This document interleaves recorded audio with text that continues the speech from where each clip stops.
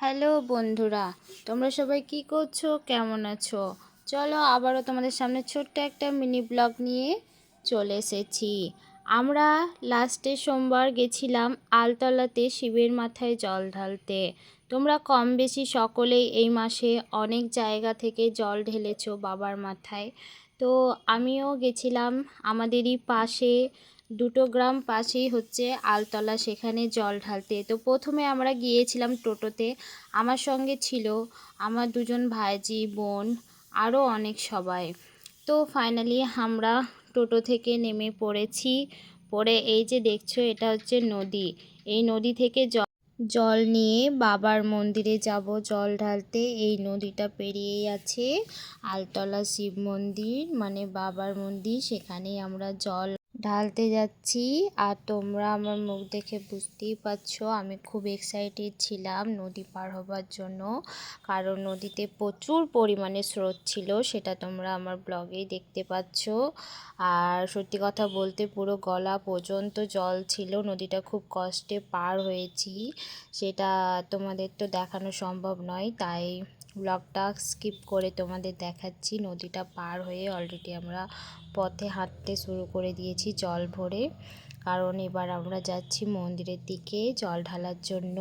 সেটা তোমরা দেখতেই পাচ্ছ ব্লগে, আশা করি তোমরা বুঝতে রাস্তাটা সত্যি অনেকটা খারাপ ছিল, বা সত্যি কথা বাবার মহিমায় আমাদের কিছুই মনে হচ্ছিল না। খুব আনন্দে উৎসাহিত হয়ে আমরা সকলে মিলে বেশ সুন্দরভাবে হাঁটছিলাম, এবং আমরা খুব ভালোভাবেই রাস্তাটার উপর দিয়ে চলাফেরা করছিলাম।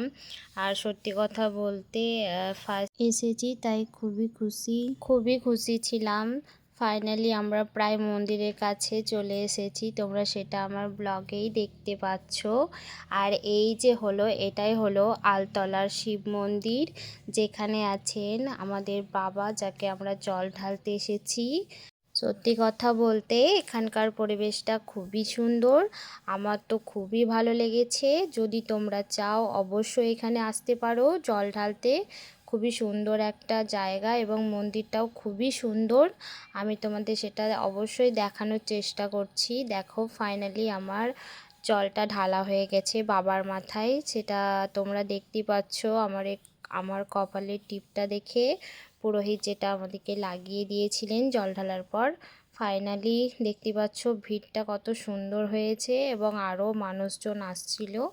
বাট আমাদের প্রায় সকাল সকাল জলটা ঢালা হয়ে গেছিলো।